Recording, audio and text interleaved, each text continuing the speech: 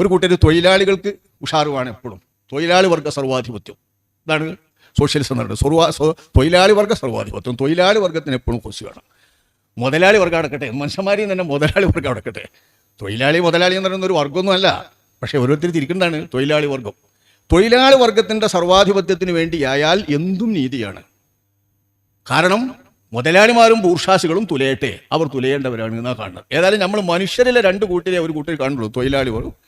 ഫെമിനിസ്റ്റുകൾ നോക്കുമ്പം പെണ്ണ്, സ്ത്രീപക്ഷം, പുരുഷപക്ഷം, സ്ത്രീപക്ഷം ഓരോ വിഷയം അതാ. ആ വിഷയത്തിലെത്തിയപ്പോൾ ഒരു സ്ത്രീപക്ഷം ഇസ്ലാം, സ്ത്രീപക്ഷ ഇസ്ലാമിന് വേണ്ടിയാണ് അവർ ശബ്ദിക്കുന്നത്. സ്ത്രീപക്ഷത്താവണം, ഇസ്ലാം പുരുഷപക്ഷത്താണ്. ഇതാണ്.